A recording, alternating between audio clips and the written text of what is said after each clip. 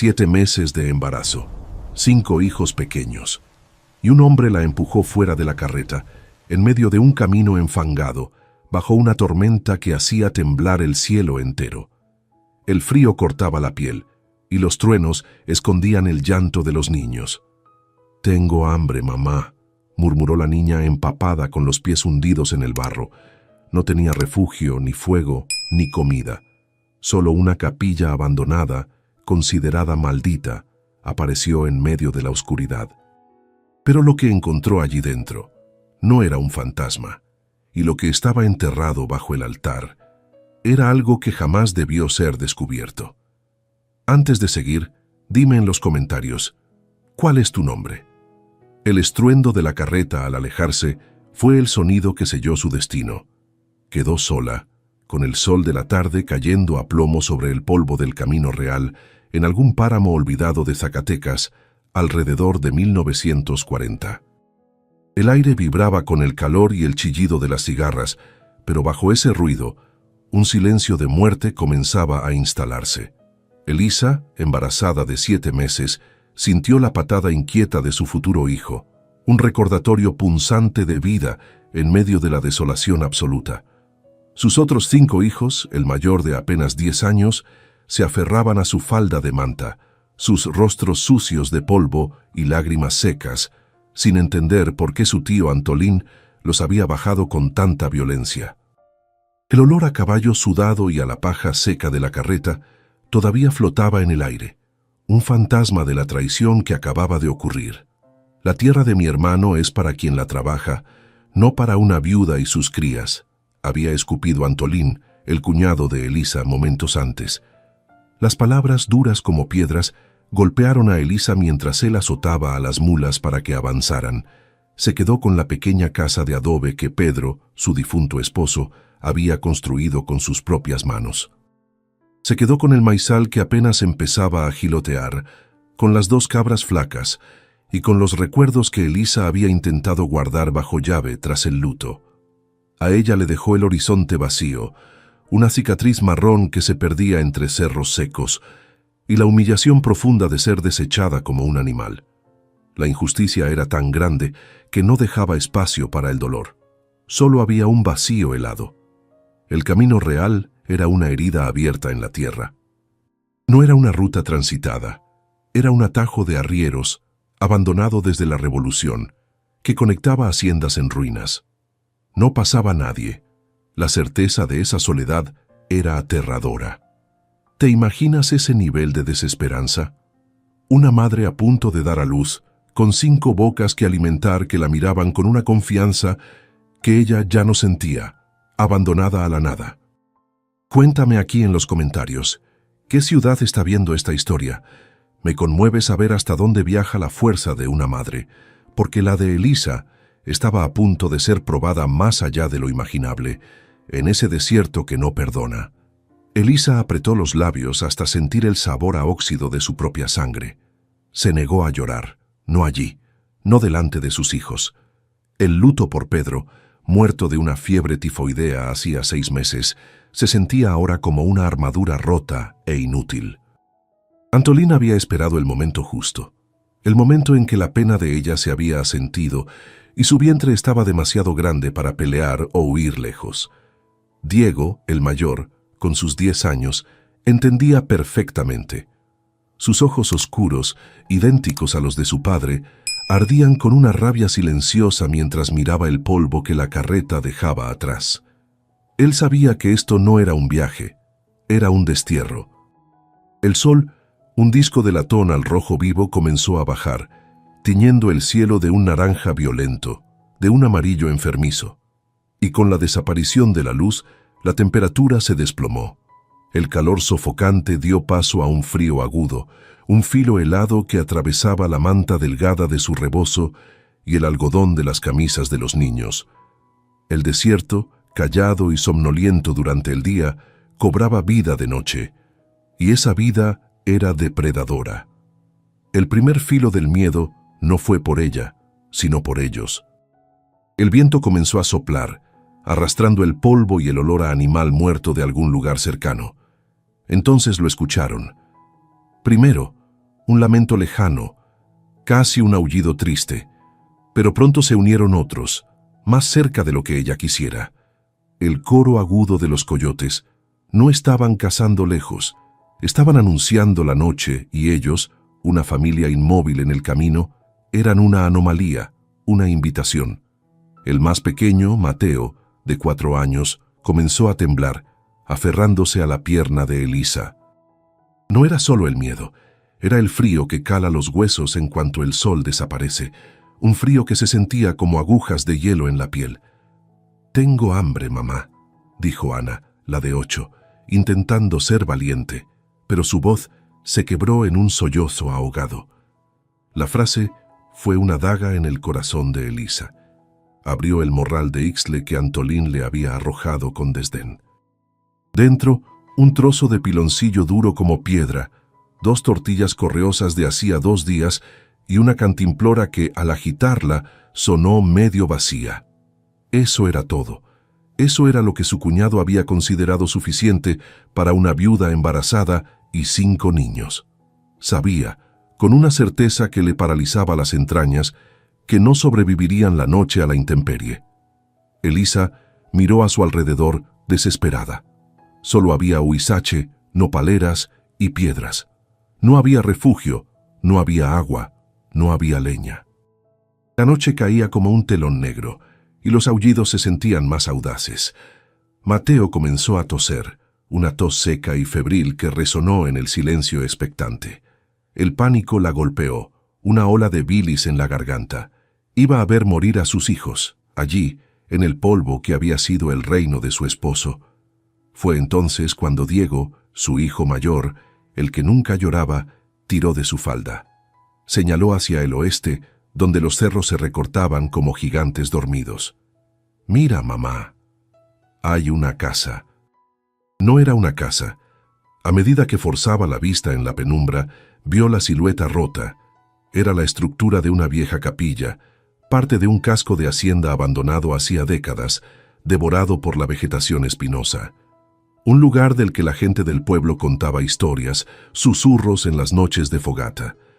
Decían que allí penaban las almas de los cristeros colgados, que se escuchaban misas de muertos y que ningún animal se acercaba de noche. Era un lugar maldito, un lugar de miedo. Pero en ese momento, el miedo a los fantasmas era un lujo. El miedo a los coyotes y al frío que hacía toser a Mateo era mucho más real y presente. Arrastrando a los niños, con el vientre pesándole como plomo y el dolor de espalda agudo como un cuchillo, Elisa comenzó a caminar hacia las ruinas. Cada paso era un esfuerzo. El terreno estaba lleno de piedras sueltas y espinas que se clavaban en sus guaraches gastados. La puerta de mezquite de la capilla estaba caída, vencida por el tiempo, bloqueando parcialmente la entrada. Tuvieron que trepar sobre ella. El olor a murciélago, a humedad y a polvo antiguo era sofocante, casi sólido. El techo de vigas estaba parcialmente colapsado, pero una esquina, cerca del altar roto, ofrecía un refugio precario del sereno que ya comenzaba a caer. La caminata de 100 metros hasta las ruinas pareció una eternidad. Cada nopalera retorcida escondía sombras que parecían moverse con el rabillo del ojo, y cada arbusto seco parecía susurrar con el viento helado. La puerta principal de la capilla, un pesado portón de mezquite, estaba caída de sus goznes, recostada sobre la tierra como la lápida de un gigante vencido. Elisa tuvo que ayudar a Diego a moverla lo suficiente para poder deslizarse dentro, uno por uno, empujando a los más pequeños en la oscuridad casi total. El interior era aún más frío que el exterior, y el olor la golpeó con fuerza, una mezcla sofocante de excremento de murciélago, adobe húmedo y algo más, un olor a encierro, a tiempo estancado y a podredumbre. Sus pies descalzos, protegidos solo por los guaraches gastados, tropezaron con escombros. Eran pedazos de vigas, tejas rotas y lo que parecían ser huesos pequeños de algún animal, todo cubierto por una capa gruesa de polvo y hojas secas. El techo de vigas, ennegrecido por antiguas fogatas o quizás por un incendio olvidado, estaba parcialmente colapsado. La luz pálida de la luna, que apenas comenzaba a subir, se filtraba por un boquete enorme sobre lo que debió ser la nave principal, iluminando un montón de escombros de manera fantasmal. El viento entraba por allí, aullando en un tono bajo y lúgubre, como si la capilla misma se quejara de su presencia. Era un refugio precario, pero era un refugio. Elisa guió a sus hijos hacia la única esquina que parecía ofrecer algo de protección, cerca de donde el altar mayor, ahora solo un montón de ladrillos rotos y madera carcomida, bloqueaba parte del viento. «Aquí, siéntense aquí», susurró, su voz sonando extrañamente alta en la quietud. Mientras usaba sus manos para barrer las hojas secas y el polvo, buscando crear un nido para sus hijos, el miedo regresó con más fuerza. Mateo, el pequeño, comenzó a toser de nuevo. No era la tos seca de antes, era una tos perruna, profunda, que sacudía su pequeño cuerpo y sonaba húmeda. El pánico la golpeó. El frío de la carretera lo había enfermado, tal como temía. Le tocó la frente. Ardía.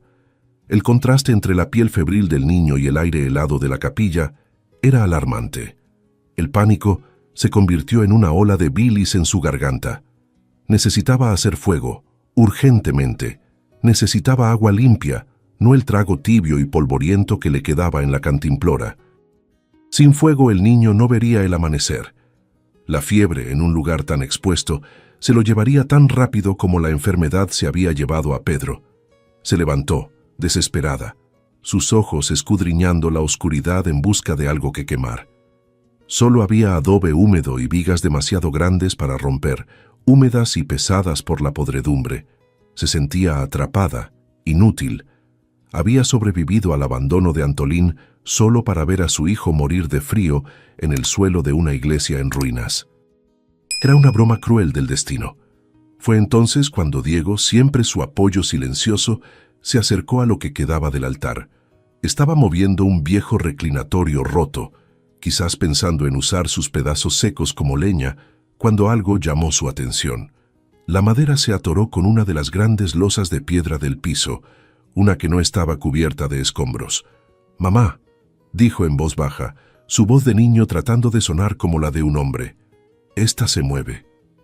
Elisa se acercó, su corazón latiendo con una nueva clase de miedo. ¿Qué encontrarían debajo? ¿Una tumba, como decían las historias? ¿El escondite de algún animal? ¿Una serpiente de cascabel buscando calor? Con esfuerzo, los dos, madre e hijo, usaron sus dedos entumecidos y sucios para hacer palanca en el borde de la losa. La piedra estaba pesada, pero cedió, girando sobre un eje de tierra compactada. Debajo no había oro ni huesos, había un pequeño hueco seco, excavado a propósito en la tierra dura, y dentro algo que hizo que a Elisa se le cortara la respiración y el corazón le diera un vuelco doloroso. No era un tesoro, era algo mucho más valioso. Cuidadosamente doblada, había una cobija de lana gruesa, limpia, que olía a humo de mezquite y a sol. A su lado, un costal de ixtle bien cerrado que, al tocarlo, reveló la forma de granos y algo duro, probablemente carne seca.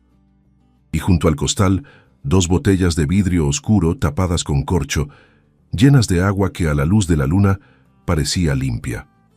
Elisa se quedó helada, su mano suspendida sobre la cobija. Esto no era un refugio abandonado. Esto era el hogar de alguien. Alguien que estaba vivo, que era organizado y que planeaba regresar. El miedo anterior a los fantasmas fue reemplazado instantáneamente por el terror a lo desconocido, a un hombre de carne y hueso. Un bandido que usaba la capilla como escondite. Un ermitaño, como decían las historias, quizás uno loco o peligroso. El folclore del pueblo cobró una nueva y aterradora vida. La cobija estaba limpia, el agua era fresca. Quien fuera que viviera allí había estado en ese lugar recientemente. Cada segundo que pasaban allí era una invasión, un robo, y el dueño podía regresar en cualquier momento y encontrarlos profanando su escondite, robando sus provisiones de supervivencia. Pero entonces Mateo tosió de nuevo, un sonido débil y lastimero que cortó la tensión. La fiebre ardía bajo sus dedos. La necesidad era más grande que el miedo. No había elección. Con manos temblorosas, Elisa sacó la cobija de lana. Era pesada, cálida. Envolvió al niño enfermo en ella, y el temblor de su cuerpo pareció disminuir casi de inmediato. Luego abrió el costal. El olor a pinole y a carne seca la golpeó, un aroma a vida. Tomó un pedazo de carne y se lo dio a Diego, y luego a Ana. Abrió una de las botellas y le dio de beber a Mateo, antes de pasarla a los demás. La tensión era insoportable. Elisa no podía dormir, no se atrevía. Se sentó contra la pared de adobe, con la espalda recta, protegiendo el sueño febril de Mateo, que ahora respiraba un poco más tranquilo envuelto en la lana ajena. A su lado había encontrado un palo de mezquite, pesado y con una punta afilada, probablemente un trozo de viga. Lo aferró con ambas manos. Sus otros hijos, agotados y con el estómago menos vacío, se habían acurrucado juntos como cachorros, quedándose dormidos sobre las hojas secas. Ella vigilaría. Vigilaría al dueño de esa cobija, al fantasma real de la capilla. Pasaron horas, horas marcadas no por el reloj, sino por el crujido de la madera vieja, el aleteo de los murciélagos en lo alto y el sonido de la tos de Mateo, que por suerte se iba espaciando. La luna se movió por el boquete del techo, su luz plateada bañando el altar roto como un reflector sobre un escenario de miseria, iluminando la quietud de los niños dormidos. Elisa no movió un músculo. Cada nervio de su cuerpo estaba tenso, escuchando más allá del viento, más allá de su propia respiración contenida. Y justo antes de que los primeros indicios de luz gris tiñeran el cielo, lo escuchó. No fue un coyote, no fue el viento, fueron pasos. Un arrastrar lento, rítmico, de guaraches sobre la piedra y la tierra. Alguien se acercaba a la capilla. Elisa apretó el palo de mezquite con tanta fuerza que sus nudillos se volvieron blancos. Su corazón golpeaba sus costillas tan fuerte que temía que el sonido la delatara. Un tambor en el silencio absoluto. Los niños, sintiendo la tensión de su madre incluso en sueños, despertaron en silencio, uno por uno, sus ojos abiertos de par en par, paralizados por el miedo. Se convirtieron en un pequeño rebaño de terror, inmóviles detrás de ella. La sombra bloqueó la poca luz que entraba por la puerta caída. Era una silueta alta, más alta de lo que esperaba, encorvada. La figura se detuvo en la entrada, como un animal probando el aire, oliendo el humo débil de una fogata que no había encendido. Un hombre muy anciano, con la barba blanca tan larga que le cubría el pecho y el cabello enmarañado cayéndole sobre los hombros, se detuvo en la entrada.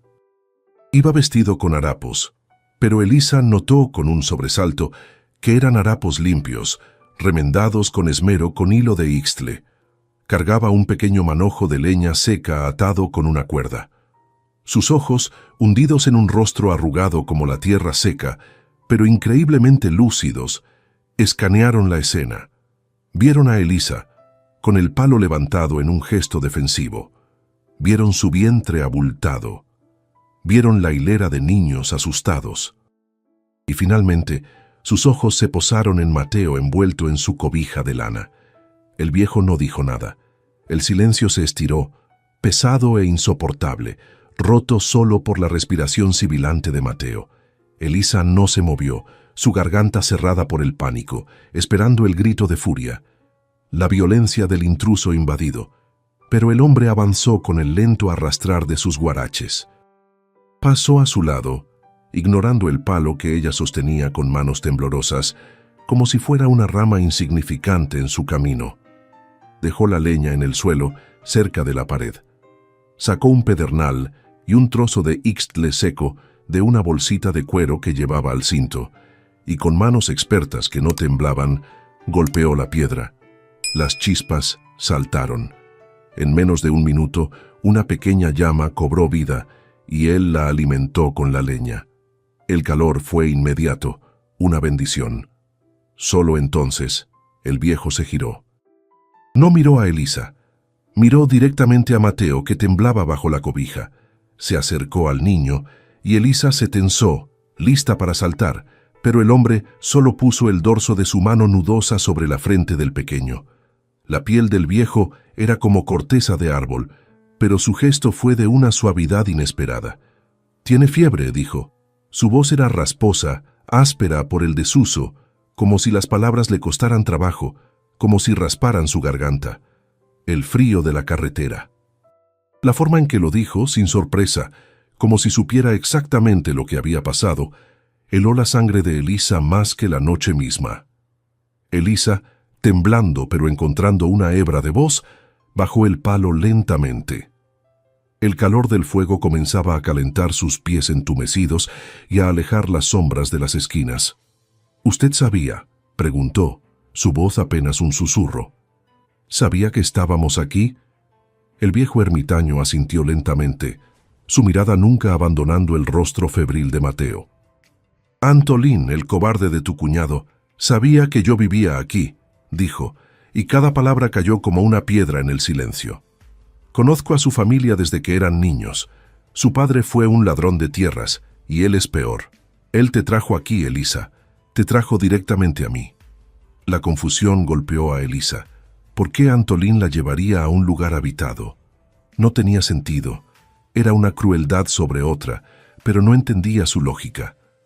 «¿Por qué?», preguntó ella sin entender. Don Silvestre la miró por primera vez con una tristeza profunda, una compasión que la desarmó y la hizo sentir más vulnerable que el miedo. «Porque Antolín es un hombre de alma podrida, mija.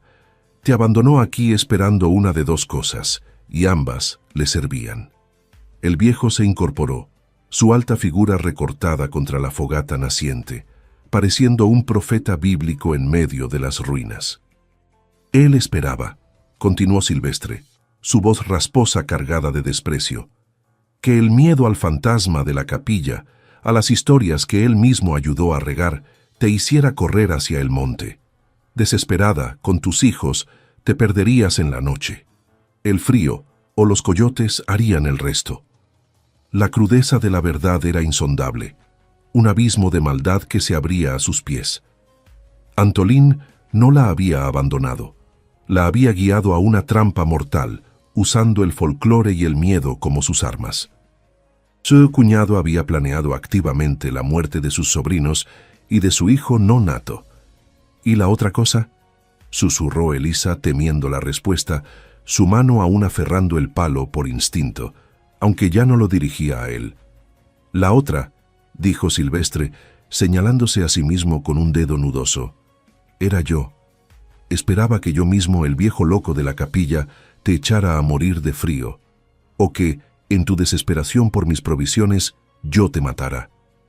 La lógica era brutal y cobarde. Antolín tendría las manos limpias. Podría culpar a los fantasmas o a un ermitaño loco o al desierto. Nadie preguntaría por una viuda sin recursos. La crueldad del plan era tan vasta que Elisa apenas podía respirar. «No contaba con una cosa», murmuró el viejo, volviendo su atención a Mateo, que se había calmado con el calor del fuego, su respiración menos forzada. «No contaba con que un niño tuviera fiebre, y no contaba con que yo no soy un asesino. Don Silvestre no era el arma de Antolín. Era el último guardián de esa tierra, el caporal que se había negado a dejar la hacienda cuando todos huyeron de la Revolución y la gripe española. Había visto nacer al padre de Antolín y conocía los secretos oscuros de esa familia. Vio en Elisa lo que Antolín no pudo ver, una voluntad de hierro, la misma que él tenía. El viejo se levantó con un quejido de huesos viejos y salió de la capilla sin decir más. Desapareció en la luz gris del amanecer. Elisa, paralizada entre el miedo y una gratitud confusa, se quedó junto al fuego, aferrándose a la cobija que envolvía a Mateo. El niño ardía. La tos no cesaba. El viejo la había abandonado también. Se había ido para no ser cómplice de su tragedia. Pero una hora después, justo cuando el sol comenzaba a calentar las piedras, don Silvestre regresó. Traía un manojo de hierbas frescas que olían a anís y a tierra húmeda, y en su otra mano un pequeño cuenco de barro. Se arrodilló junto a la fogata, machacó las hierbas con una piedra y las puso a hervir en el cuenco con un poco de agua de la botella. El aroma que se levantó fue penetrante, medicinal, El viejo esperó a que el brebaje se enfriara un poco. Luego, con una firmeza que no admitía discusión, levantó la cabeza de Mateo. «Bebe», ordenó, su voz rasposa. El niño, aturdido por la fiebre, intentó apartarse del sabor amargo, pero Silvestre fue paciente y firme, obligándolo a tomar pequeños sorbos. «Es hierba del coyote», murmuró más para Elisa que para el niño. «Rompe la calentura. La carretera te metió el diablo en los pulmones, muchacho, pero lo vamos a sacar». Elisa observó en silencio cómo el curandero del desierto trabajaba, sus manos nudosas moviéndose con una certeza ancestral que ningún médico de ciudad podría imitar. Para el mediodía, la fiebre había comenzado a ceder. La tos de Mateo se suavizó, perdiendo ese filo perruno y aterrador. El niño abrió los ojos por primera vez con lucidez y pidió agua. Elisa lloró, esta vez no de miedo, sino de un alivio tan profundo que dolía, un alivimiento que le aflojó todos los músculos que había mantenido tensos durante días. Don Silvestre simplemente asintió como si hubiera esperado ese resultado y se retiró a la esquina más oscura de la capilla, donde tenía su propio escondite bajo unas tablas, y se sentó a limpiar unos frijoles secos, dándoles su espacio para la gratitud. La primera batalla había sido ganada, no contra Antolín, sino contra la muerte. Las semanas que siguieron se convirtieron en una extraña rutina de supervivencia, un pacto de silencio y trabajo. La capilla se convirtió en un microcosmos, un mundo aislado donde las estaciones marcaban el tiempo, no los hombres. Elisa se despertaba antes del amanecer para ir al ojo de agua con Diego. El aire helado de la mañana cortaba sus pulmones, pero el ritual era necesario. Regresaban cargando el agua en las botellas de vidrio y en una vieja lata que Silvestre les dio. El viejo les enseñó a Diego y a Ana a poner trampas para conejos y tlacuaches, no con metal, sino con lazos de ixtle y varas flexibles, mostrándoles cómo leer las huellas en el polvo y dónde los animales bajaban a beber.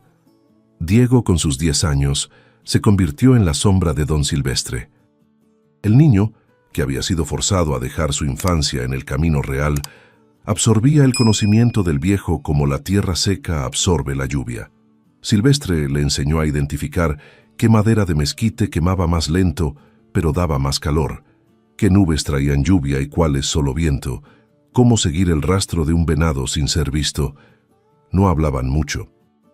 El viejo enseñaba con gestos, con el ejemplo, y Diego aprendía con una seriedad de hombre, sabiendo que cada lección era un día más de vida para su familia, un día más que no tendrían que depender solo de las provisiones del anciano.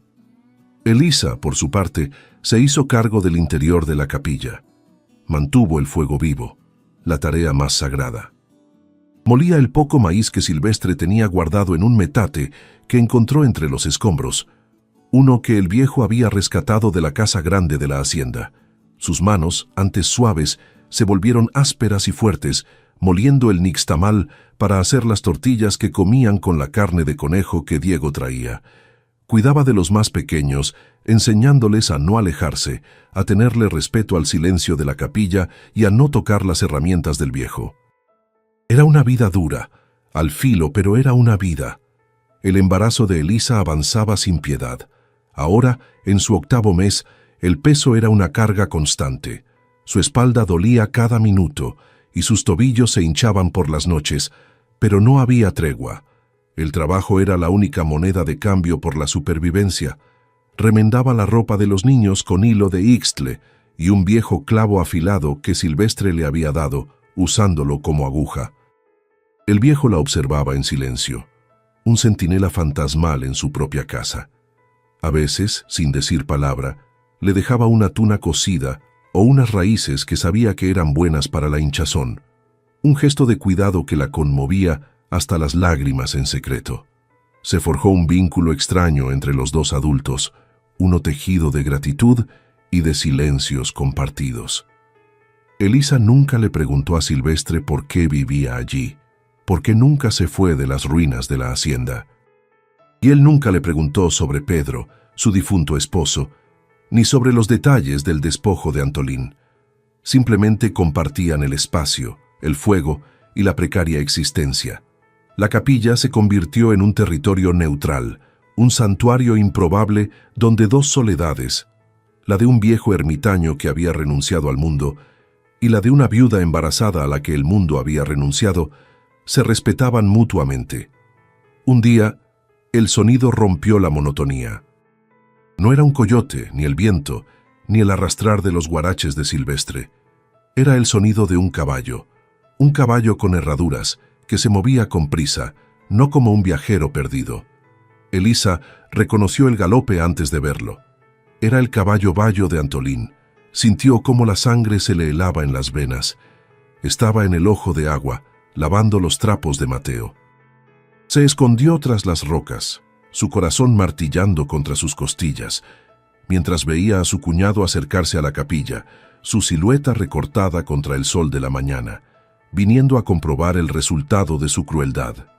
Antolín regresó. No venía a ayudar. No traía provisiones. Su rostro, visible incluso desde la distancia, estaba tenso por la sorpresa y la contrariedad.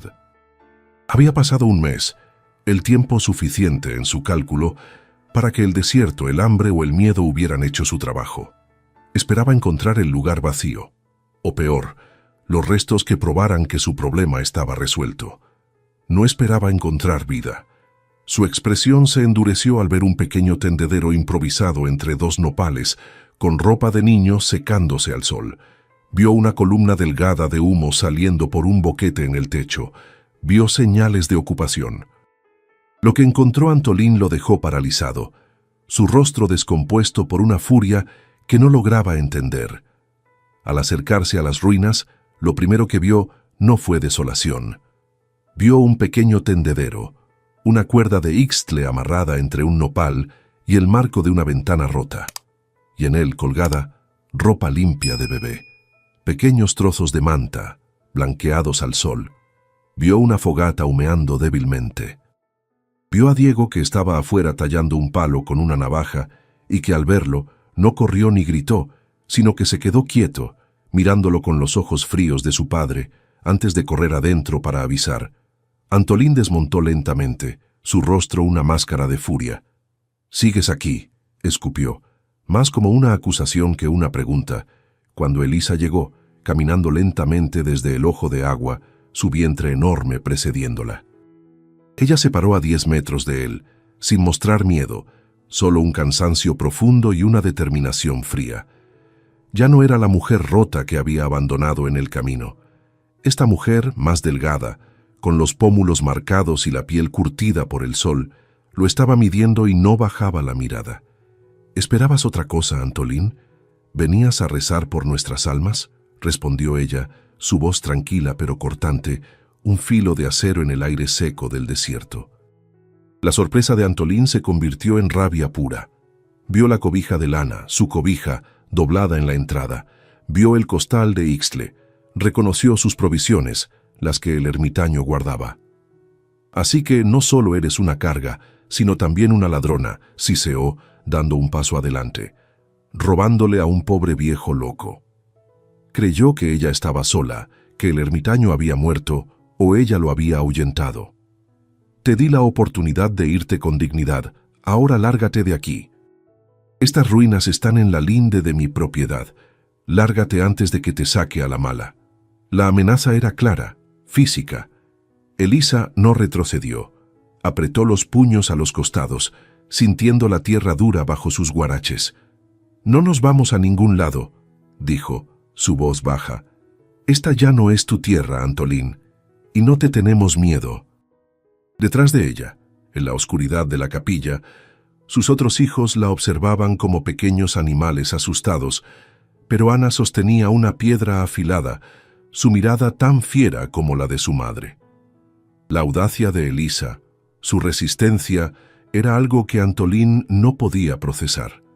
Una viuda, una mujer, desafiándolo a él, era un insulto a su hombría, a su poder.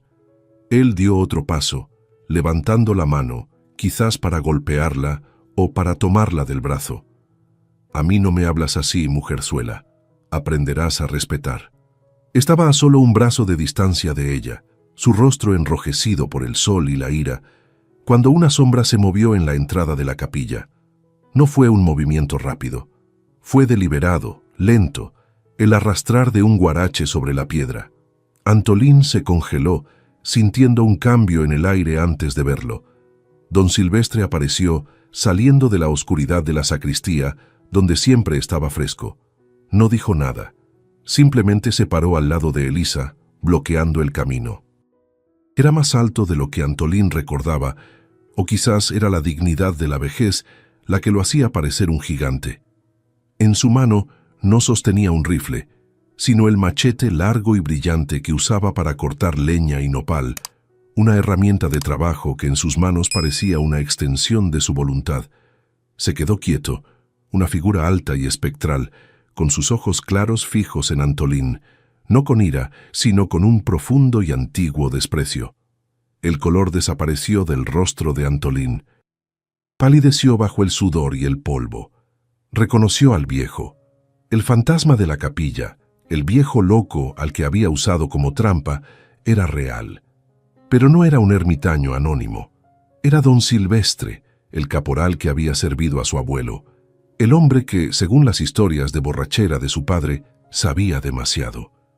El hombre que había estado allí cuando los linderos de las tierras se movieron misteriosamente de noche, el hombre que vio cómo la hacienda original se desmoronaba por la codicia. Antolín el cobarde retrocedió un paso y luego otro. El miedo que vio en sus ojos no era un machete, era un miedo más profundo.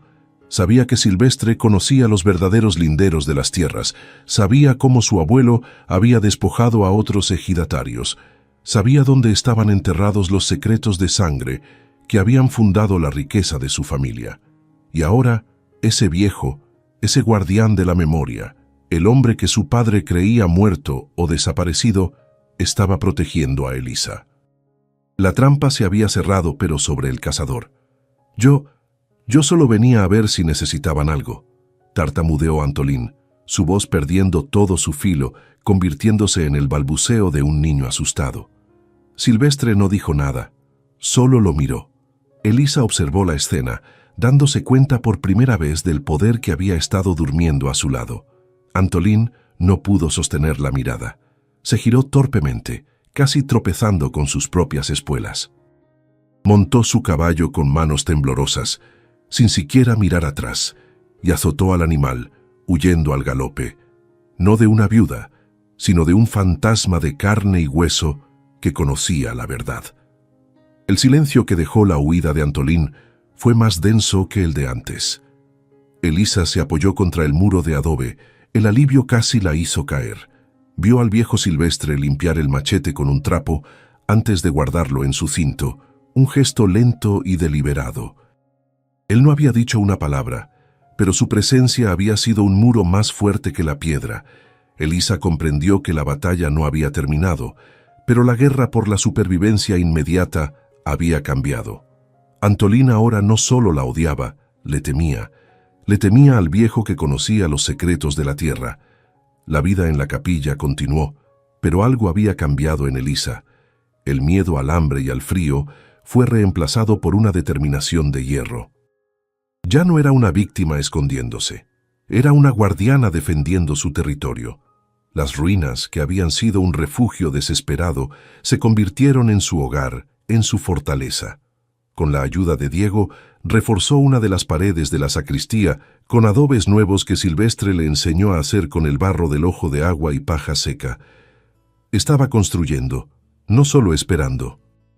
Estaba reclamando su derecho a existir en el único lugar que el mundo le había dejado, un lugar que ahora olía a su propio humo, a su propio nixtamal. El embarazo llegó a su fin una noche de tormenta, no una tormenta de polvo seco, sino una de agua helada que azotaba el desierto en raras ocasiones. La lluvia golpeaba el techo roto de la capilla, encontrando nuevos caminos para gotear, y el viento aullaba como las almas que decían penar allí. Los dolores la despertaron de un sueño ligero, no fueron suaves, sino rápidos, brutales. Supo que no había tiempo. Don Silvestre había salido a revisar las trampas antes de que la tormenta arreciara. demasiado lejos para oírla. Estaba sola con sus hijos. El pánico, ese viejo conocido, amenazó con ahogarla. Pero entonces Ana, su hija de 8 años, le tomó la mano. La niña no lloraba. Sus ojos oscuros estaban serios, fijos en el rostro de su madre. «No grites, mamá», le dijo, su voz apenas un susurro sobre el rugido del viento. «No vayas a espantar al bebé». La madurez de su hija la ancló. Elisa se aferró a esa pequeña mano como si fuera un salvavidas. Diego, con sus 10 años, se hizo cargo del resto. «Traigan agua y hiervan la que queda», ordenó a los más pequeños imitando la voz grave de Silvestre. Encendió la fogata más grande que pudo, protegiendo las llamas de las goteras, mientras Ana preparaba los trapos limpios que Elisa había estado guardando. Elisa se recostó sobre la cobija de lana, la misma que había encontrado en el hueco del suelo, la que había salvado a Mateo. Ahora esa misma cobija recibiría a su nueva hija. El dolor la partió en dos, un grito ahogado se perdió en el sonido del trueno que sacudió los muros de adobe. Se mordió el labio hasta sangrar, concentrándose en el rostro de Ana, que le limpiaba el sudor de la frente con un trapo húmedo. Sus hijos la rodeaban, un círculo de rostros pálidos y asustados, pero presentes, su pequeña tribu dándole fuerza en la hora más oscura. Justo en el momento más álgido, cuando la cabeza del bebé coronaba y Elisa sentía que sus fuerzas la abandonaban, que su cuerpo se partía, don Silvestre entró en la capilla. Entró como una aparición, empapado por la tormenta, su barba blanca pegada al pecho. No dijo nada. Su rostro impávido, como si entrar en medio de un parto en una ruina durante una tormenta fuera algo cotidiano. Se arrodilló, apartó suavemente a Ana y con sus manos viejas y ásperas pero increíblemente firmes, recibió a la niña que llegaba al mundo. Cortó el cordón con su propio cuchillo, que antes había limpiado con aguardiente de una pequeña botella que guardaba para las mordeduras de serpiente. El llanto de la recién nacida fue el sonido más fuerte que la capilla había escuchado en décadas. Un llanto agudo, furioso, lleno de vida, que pareció acallar la tormenta por un instante. Era un grito que reclamaba su lugar en el mundo. Silvestre envolvió a la bebé en un trozo de manta limpia y se la entregó a Elisa. Era una niña perfectamente sana, con un puñado de cabello oscuro pegado a su cabeza. Elisa la sostuvo contra su pecho, las lágrimas ahora sí corriendo libremente, mezclándose con el sudor y la mugre. Había dado a luz a una niña sana, allí mismo, sobre la cobija de lana en el suelo sagrado de la capilla. No heredó una casa, heredó unas ruinas, pero en esas ruinas encontró una fuerza que no sabía que poseía. Miró a sus 5 hijos, ahora 6, acurrucados cerca del fuego, mirándola con asombro. Miró al viejo Silvestre, que ya estaba preparando un té de hierbas calientes para ella, como si fuera lo más natural del mundo. Antolín le había quitado todo, pero en el acto de despojarla, la había liberado de sus viejos miedos. Ya no tenía nada que perder y en esa nada había encontrado todo por lo cual luchar. La vida se había abierto paso en el corazón de la muerte. La mañana después de la tormenta fue clara y limpia. El aire olía a tierra mojada y a ozono, un olor a renacimiento. El desierto, lavado por la lluvia, parecía brillar. Elisa salió por primera vez de la capilla con su hija en brazos, envuelta en el rebozo. Se sentó en una piedra, dejando que el primer sol de la mañana tocara el rostro de la bebé. Don Silvestre estaba sentado cerca, afilando su machete. «Tiene que tener un nombre», dijo él sin mirarla, su voz rasposa rompiendo el silencio. Elisa miró las ruinas, el adobe brillando bajo el sol, la vida imposible que había brotado allí, en medio de las historias de fantasmas y del abandono humano. Miró el camino real a lo lejos, esa cicatriz marrón que había sido su calvario y su salvación. «Se llamará paz», dijo Elisa, «porque la encontramos aquí, en este lugar, donde nadie más en el mundo la buscaría». El viejo Silvestre asintió una sola vez, un gesto de aprobación que selló el bautismo de la niña del desierto. Antolín no supo de la niña. No supo que el viejo loco era el antiguo caporal. Lo único que supo fue que su plan había fallado. El miedo a los secretos de Silvestre era más fuerte que su codicia. Dejó a la familia fantasma de la capilla en paz, prefiriendo fingir que no existían, borrándolos de su mapa mental. Pero ellos existían. Elisa, sus 6 hijos y el viejo guardián. No solo sobrevivían, sino que estaban echando raíces en el lugar que el mundo había olvidado. Un lugar que ahora, con el llanto de una recién nacida, finalmente llamaban hogar. Los años que siguieron fueron una extraña mezcla de aspereza y paz. La capilla se convirtió en un microcosmos, un mundo aislado donde las estaciones marcaban el tiempo, no los hombres. La pequeña Paz creció sin conocer otro hogar que esos muros de adobe, ni otra figura paterna que el anciano silencioso al que con el tiempo todos llegaron a llamar abuelo Vestre.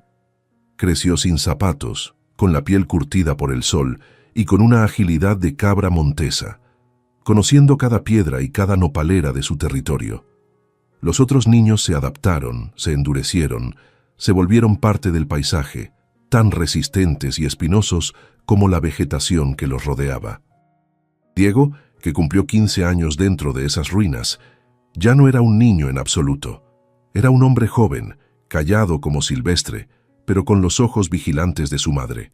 Se convirtió en el verdadero proveedor, el cazador, sus manos callosas tan expertas como las del viejo.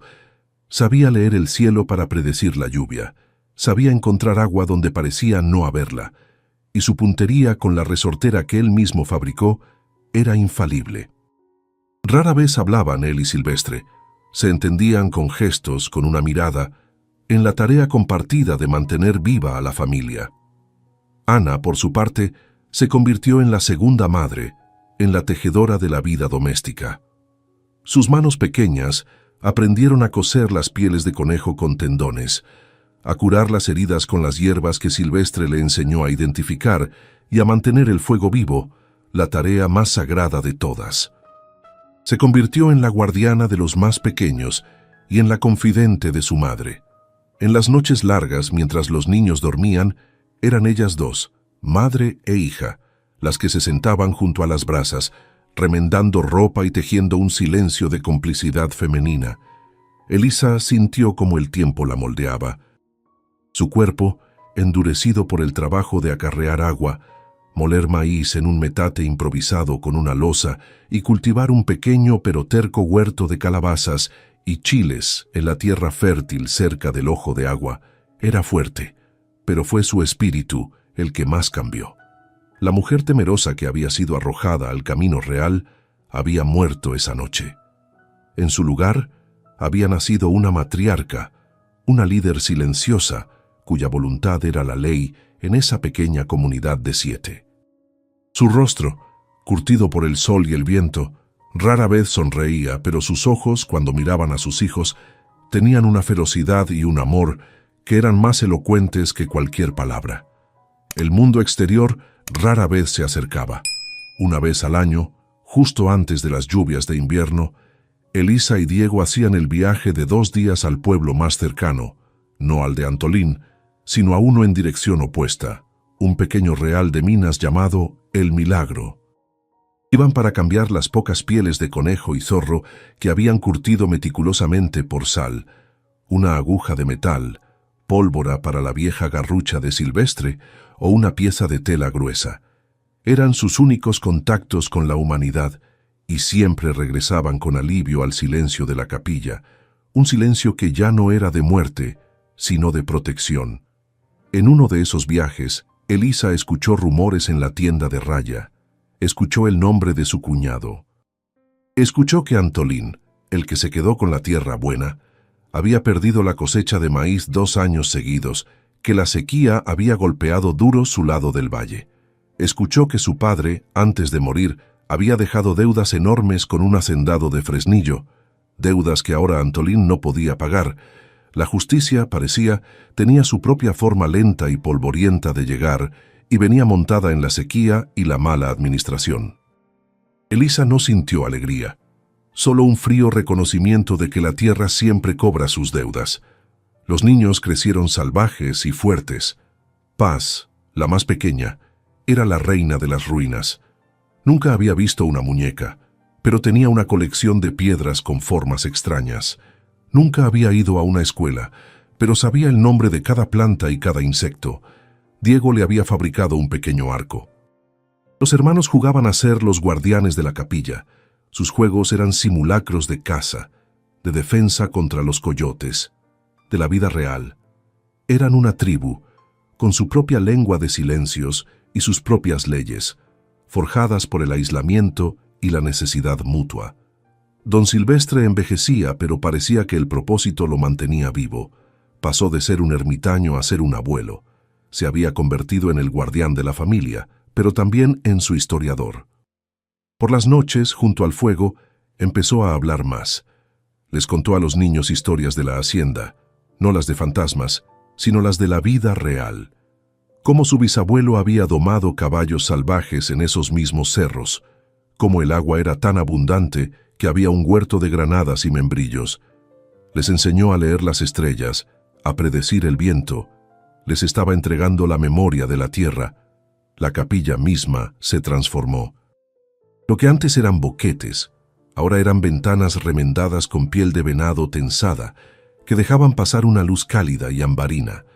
Lo que era un altar roto se convirtió en el fogón central, el corazón de la casa, con un ingenioso sistema de ventilación que Diego y Silvestre hicieron a través de una grieta en el muro. Repararon la parte del techo de la sacristía con una mezcla de barro y paja, creando un dormitorio seco para los niños. Habían cultivado nopaleras, comían sus tunas y usaban las pencas para cocinar. Se habían vuelto parte del paisaje. Un día, cuando Paz tenía casi 5 años, un extraño llegó. No era Antolín. Era un hombre joven, vestido con ropa de ciudad, que guiaba un caballo cansado. Traía un sombrero que no era de palma, sino de fieltro, y botas que brillaban. Dijo ser un topógrafo del gobierno, enviado para medir las tierras sin dueño, que serían repartidas por la reforma agraria, que finalmente llegaba a esos rincones. Miró las ruinas con desdén y a la familia que vivía allí, vestidos con pieles y manta remendada, con una mezcla de lástima y asco. «Están viviendo en propiedad federal», dijo con arrogancia. «Tienen que irse. Estas tierras serán para nuevos ejidatarios». Elisa sintió el hielo del abandono, ese frío que conocía tan bien, recorrer su espalda una vez más. Habían luchado contra el desierto, el hambre, el frío y el miedo. Le habían ganado la batalla a la muerte. Y ahora un hombre con un papel, un extraño que olía a ciudad y a jabón, venía a decirles que no pertenecían. Se interpuso entre el hombre y sus hijos, su cuerpo menudo bloqueando la entrada de la capilla. Paz se aferró a su falda. «Nosotros somos de aquí», dijo, su voz baja pero vibrando con una autoridad que no sabía que tenía. «Esta tierra nos ha costado. Pagamos por ella con trabajo y con miedo. No nos vamos». El hombre se rió, una risa corta y burlona que rebotó en los muros de adobe. «No tienen papeles, señora. No tienen nada.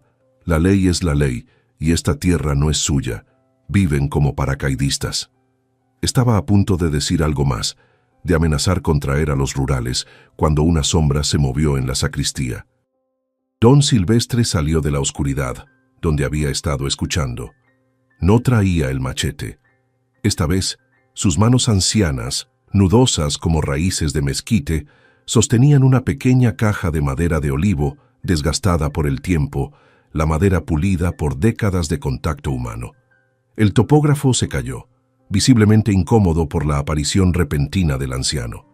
La presencia de Silvestre, su silencio y sus ojos claros tenían un peso que el hombre de ciudad no esperaba. «Papeles», dijo Silvestre, su voz rasposa rompiendo el silencio. «Usted quiere papeles. Yo tengo papeles». El topógrafo lo miró con incredulidad, una sonrisa burlona formándose en sus labios, como si esperara que el viejo le mostrara el dibujo de un niño. «¿Papeles? ¿Usted?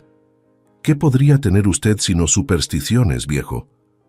Pero su sonrisa se borró ante la intensidad de la mirada del anciano. Don Silvestre no respondió a la burla. Se acercó a Elisa y con manos temblorosas pero firmes abrió la pequeña caja. El interior estaba forrado con un trozo de terciopelo descolorido, casi podrido, que alguna vez fue morado. Dentro, sobre ese lecho fúnebre, no había oro ni joyas. Había un solo documento, doblado muchas veces el papel amarillento y quebradizo, las orillas rotas. Estaba escrito no a máquina, sino con la caligrafía elegante y florida del siglo XIX, y sellado con un lazo de cinta roja y un trozo de cera endurecida que, milagrosamente, aún conservaba el relieve de un águila. «El título de merced original», susurró Silvestre, más para Elisa que para el topógrafo, como si estuviera revelando un sacramento. «El primer dueño de esta hacienda, don Ramiro, me lo dio antes de morir. Yo era su caporal, su hombre de confianza. Me hizo jurar que lo cuidaría, que cuidaría la tierra aunque la casa se cayera. Dijo que mientras este papel existiera, la tierra tendría un guardián». El topógrafo, ahora picado por la curiosidad profesional, se acercó y con una delicadeza inesperada tomó el documento que el viejo le ofrecía. Lo desdobló con el cuidado de un cirujano, sus dedos expertos sintiendo la textura del papel antiguo. Sus ojos volaron sobre las líneas de tinta marrón. Dejó de ser un burócrata arrogante para convertirse en un historiador asombrado. Sus ojos se abrieron de par en par mientras leía el sello real, la firma del virrey, la descripción de los linderos que abarcaban no solo la capilla, sino todo el valle. «Dios mío», tartamudeó el hombre, su rostro perdiendo el color. Esto no es un papel cualquiera, es un título virreinal. Esto antecede a la reforma, a la revolución, a todo. Esto es la ley». Miró a Silvestre, ya no con lástima, sino con un asombro que rayaba en el miedo. «Esto cambia todo. Esta tierra no es federal. Esta tierra tiene dueño. Siempre lo ha tenido». Luego, sus ojos se movieron hacia el mapa descrito en el documento y palideció aún más. Los linderos abarca todo el valle, incluyendo la tierra al este, la que ocupa un tal Antolín. La ironía era tan vasta como el desierto mismo. Antolín, en su intento de despojar a Elisa, la había arrojado al único lugar y a la única persona que podía despojarlo a él. Elisa no entendía de leyes virreinales, pero entendía el cambio en el rostro del hombre. Vio el poder shifting, el peso de la autoridad pasando del hombre de ciudad al viejo ermitaño. «¿Qué significa?», preguntó, su voz temblando. El topógrafo, ahora sudando bajo el sombrero, la miró con un respeto recién adquirido. «Significa, señora, que usted, o mejor dicho, don Silvestre, es el dueño legal de todo este valle, incluyendo la casa y el maizal de donde la echaron». La justicia poética de la revelación era casi demasiado grande para comprenderla, un milagro nacido del polvo y la memoria. Don Silvestre tomó el papel de las manos temblorosas del topógrafo. Sus ojos, que habían visto casi un siglo de cambios, se posaron en Elisa, en su vientre que pronto daría vida, y en la hilera de niños que la miraban como a su sol. «La tierra es de quien la trabaja, Elisa, pero también de quien la cuida. Yo ya estoy viejo. Cuidé el papel. Usted cuidó la vida que había en ella. Usted y sus hijos». Con un gesto solemne, allí, bajo el techo roto de la capilla, le entregó el documento virreinal. Ahora es su turno de cuidarla. El topógrafo, ansioso por enmendar su arrogancia y ser parte de una historia increíble, se apresuró a hablar. «Voy a ir a la cabecera municipal de inmediato. Registraré este título a su nombre, señora. Con mi testimonio será indiscutible, y notificaré a los ocupantes ilegales». Cuando preguntó el nombre completo de Elisa para el registro, ella se lo dio. Luego él preguntó por el nombre de la propiedad. Silvestre intervino por última vez, su voz rasposa, llena de una autoridad final. «Se llama», dijo, «Capilla de la Paz, por la niña que nació aquí». El hombre de la ciudad, ahora pálido y sudoroso, montó su caballo con una prisa que contrastaba con su arrogante llegada. Desapareció por el camino no como un burócrata, sino como un mensajero del destino, dejando a Elisa sola en el silencio, con el documento virreinal en sus manos. El papel era quebradizo, olía a polvo y a un tiempo tan antiguo que apenas podía imaginarlo, pero se sentía pesado en sus manos, más pesado que el oro. Miró a don Silvestre, buscando una respuesta, una guía, pero el anciano simplemente asintió una vez, un gesto de cierre, y luego se dio la vuelta para recoger la leña que había dejado caer, volviendo a su rutina, como si el mundo no acabara de darse la vuelta. Los días que siguieron fueron los más largos de la vida de Elisa. La capilla que había sido su refugio ahora se sentía como una sala de espera. Cada amanecer miraba el camino real esperando... ¿Qué? Rurales. Un Antolín enfurecido. El regreso del topógrafo. El documento estaba escondido junto a la pequeña Paz, envuelto en el trapo más limpio que tenía. A veces lo sacaba, aunque apenas podía descifrar la caligrafía elegante. No necesitaba leer las palabras, sentía el poder que emanaba de ellas. Diego lo entendía. Había dejado de poner trampas y se dedicaba a afilar el machete, vigilando la entrada, ahora no como un niño asustado, sino como el defensor de una herencia. Mientras tanto, en la cabecera municipal, el topógrafo, un hombre llamado Julián, desató una tormenta. Presentó el título virreinal en el juzgado de letras. El juez, un hombre acostumbrado a disputas de borrachos y robos de gallinas, se encontró de pronto con un documento que redefinía la propiedad de todo el valle. Se verificó el sello, se consultaron los libros antiguos. No había duda. El título era legal, era el documento fundacional de esa tierra. El registro de propiedad que Antolín había intentado hacer, basado en la ocupación y la muerte de su hermano, fue declarado nulo y sin valor. La propiedad nunca había estado vacante. La noticia tardó 2 semanas en llegar a Antolín. No fue el topógrafo. Fue un oficial del juzgado, un hombre flaco con un bigote ralo, acompañado por 2 rurales con sus carabinas al hombro que olían a sol y a autoridad. Llegaron a la casa de Pedro, la que Antolín había robado, justo al mediodía, cuando el sol estaba en lo más alto. Le entregaron la orden de desalojo. Antolín la leyó, primero con incredulidad, luego con una rabia que le congestionó el rostro. «Están locos. ¿Esta viuda bruja los compró? Es la tierra de mi padre», gritó su voz rompiéndose de furia. El oficial, sin inmutarse, desenrolló una copia certificada del título virreinal. «Esta tierra, señor, pertenece a doña Elisa de la Paz, heredera por cesión de don Silvestre, el guardián legal del título de merced de 1804. Usted la está ocupando ilegalmente». Antolín palideció. «¿Silvestre? ¿El viejo loco de la capilla?» El oficial asintió. «El mismo, el dueño. Y ahora ella es la dueña. Tiene 30 días para abandonar la propiedad. Si no lo hace, los rurales lo sacarán a la fuerza». Antolín miró las carabinas, luego el papel. Estaba atrapado. La ley que él creía manejar lo estaba aplastando, y el fantasma al que había enviado a Elisa era el dueño de todo. Los rumores dicen que Antolín pasó esa noche gritando, bebiendo y maldiciendo. Culpó a su padre por no haber matado al viejo Silvestre cuando tuvo la oportunidad. Culpó a Elisa por ser una bruja, culpó al gobierno por meterse. Pero al amanecer, el miedo a los rurales y al peso de la ley fue más fuerte que su orgullo. No esperó los 30 días. Ensilló su carreta en la oscuridad, cargando las pocas cosas de valor que tenía, y antes de que saliera el sol, se había ido. Huyó como un ladrón, no por el camino real, sino por el monte, como un animal perseguido borrándose del valle para siempre. Fue el topógrafo Julián quien regresó a la capilla. Esta vez, su caballo no parecía cansado, y él no vestía con arrogancia, sino con respeto. «Doña Elisa», dijo quitándose el sombrero, «la casa está vacía. Antolín se ha ido.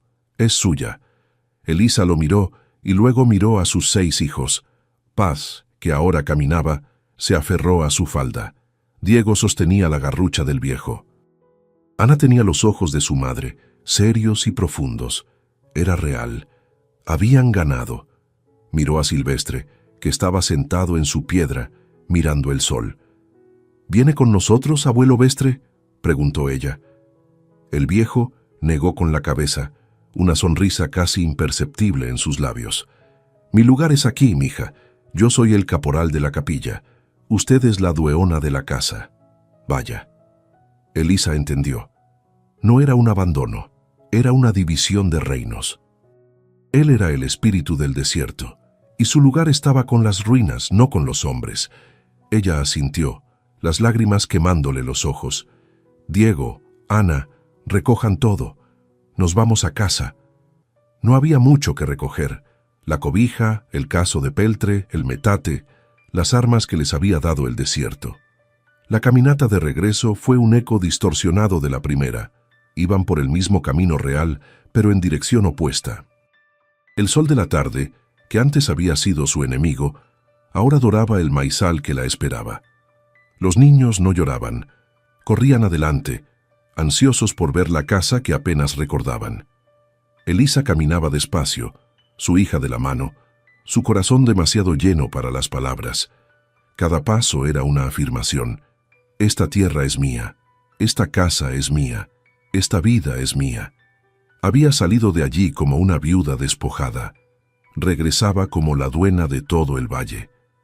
Cuando llegaron, la casa estaba abierta, silenciosa. Antolín en su huida había dejado todo como estaba. El olor a humo de leña, a maíz y a polvo la golpeó. Vio la silla donde Pedro se sentaba, el telar donde ella tejía. Entró, tocó el adobe frío. Era suyo. Salió al porche.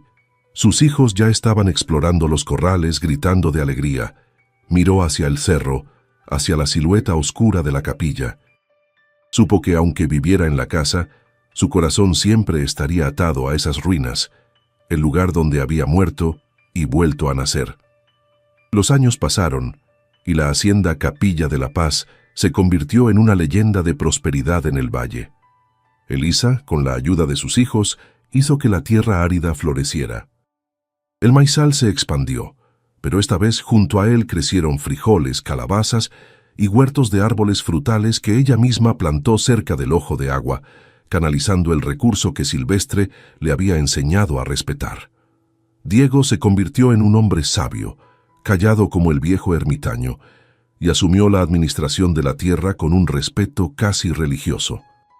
Ana se casó con un arriero de un pueblo vecino, pero construyó su casa en las tierras de su madre, asegurando que la familia nunca más se dispersara. La pequeña Paz creció con una dualidad única. Tenía la fuerza indomable del desierto y la capilla en sus venas, pero también la seguridad de un hogar estable. Creció escuchando la historia de su nacimiento, una leyenda familiar contada junto al fuego en la casa grande, una historia que le recordaba que la vida podía nacer en los lugares más inesperados. Los otros hijos también encontraron sus caminos. Algunos se quedaron en la hacienda, otros se fueron a estudiar, pero todos llevaban consigo la marca indeleble de haber sobrevivido a las ruinas, una lección de resiliencia que ninguna escuela podría enseñar. Don Silvestre vivió muchos años más de los que nadie creía posible. Elisa y sus hijos nunca dejaron de cuidarlo. Cada semana, Diego o la misma Elisa subían a la capilla con provisiones, carne seca, pinole, tabaco y a veces una botella de aguardiente. El viejo los recibía con su silencio habitual, pero sus ojos lúcidos brillaban con un afecto tranquilo. Se convirtió en el abuelo de todos, el ancla de su historia. Cuando finalmente murió, una mañana tranquila mientras dormía bajo el sol, lo enterraron allí mismo, en el suelo sagrado de la capilla, junto al altar roto. Fue su última voluntad, ser el guardián de ese lugar incluso en la muerte. La capilla nunca fue reconstruida como una iglesia formal. Elisa se aseguró de eso. En lugar de repararla, la preservó. La reforzó contra el colapso, pero dejó el boquete en el techo por donde entraba la luna. Dejó las paredes de adobe desnudo y el suelo de losa. Se convirtió en un santuario familiar, un lugar de memoria. Allí no había un dios de oro y campanas, había un dios más antiguo, el dios del desierto, el de la supervivencia. Era un monumento a la noche en que llegaron, al frío, al miedo y al nacimiento de paz. Era el corazón verdadero de su propiedad. Elisa, ahora una anciana respetada, doña Elisa, solía sentarse en el porche de la casa grande, mirando a lo lejos la silueta de la capilla en el cerro. A sus nietos les contaba la historia, no con amargura hacia Antolín, sino con asombro por los caminos del destino. Les enseñó que la verdadera propiedad no venía de un papel, sino del trabajo, del cuidado y de la capacidad de resistir. Les enseñó que el abandono que había sufrido no fue una maldición, sino una prueba de fuego que la había obligado a encontrar la fuerza que no sabía que tenía. La ironía final de su vida fue que, al ser despojada de una pequeña casa, ganó un valle entero. Antolín, en su ciega codicia, actuó como una herramienta del destino, empujándola del borde de un pequeño arroyo hacia el océano de su verdadera herencia. Él la había sentenciado a muerte, pero en lugar de eso, la había condenado a ser poderosa, a ser dueña, a ser la matriarca de una estirpe forjada en la adversidad. El desierto, que él vio como un cementerio, se convirtió en la cuna de ella. A veces, la vida te quita todo. Te deja en el camino real, con el sol a plomo, embarazada y con el miedo como única compañía. Te rodea de coyotes y de ruinas. Pero la historia de Elisa nos recuerda que las ruinas no siempre son el final. A veces son el único lugar donde la vida verdadera puede comenzar. A veces el lugar que todos temen, el lugar abandonado del que se cuentan historias de fantasmas, es el único refugio que queda. Y a veces, el fantasma es solo un viejo guardián esperando entregar el mapa del tesoro. Elisa nunca olvidó la cobija de lana, siguió usándola para envolver a sus nietos, gastada y remendada, hasta que fue casi transparente. Era su recordatorio tangible de que en la hora más oscura, cuando el frío era insoportable y la fiebre amenazaba con robarle a un hijo, la ayuda llegó. No de un ejército ni del gobierno, sino de un solo hombre que había elegido vivir al margen del mundo, pero que no había olvidado cómo ser humano. La bondad, aprendió ella, a menudo se esconde en los lugares más improbables. La capilla sigue en pie en ese cerro de Zacatecas. Ya no es una ruina, sino un monumento. Los descendientes de Elisa aún cuidan la tierra y aún suben a la capilla a dejar flores en la tumba de don Silvestre. La historia de Antolín se olvidó, borrada por el polvo que él mismo levantó al huir. Pero la historia de Elisa se cuenta. La historia de cómo una viuda embarazada, abandonada para morir, encontró en el lugar más temido un guardián, un hogar y un imperio. ¿Y tú? ¿Alguna vez has sentido que te abandonaban en tu propio camino real? ¿Has encontrado ayuda en el lugar que menos esperabas? Cuéntame aquí en los comentarios. Me conmueve profundamente leer cómo, al igual que Elisa, encontramos la fuerza en medio de las ruinas y descubrimos que el final de un camino es, a veces, solo el comienzo de nuestro verdadero destino.